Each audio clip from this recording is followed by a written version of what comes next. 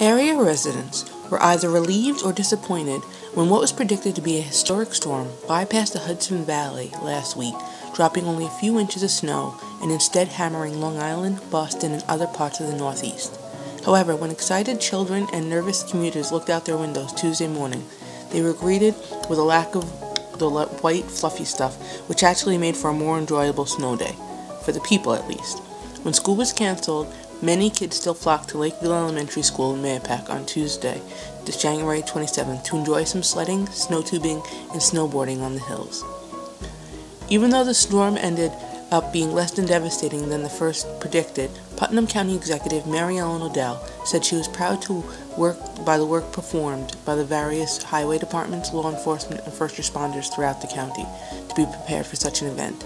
On behalf of the people of Putnam County, I want to give you a heartfelt thank you to the county's highway department, all the municipal highway departments, the Putnam County Sheriff's Office, the local police departments, and all of the first responders who worked together before, during, and after the storm, she said.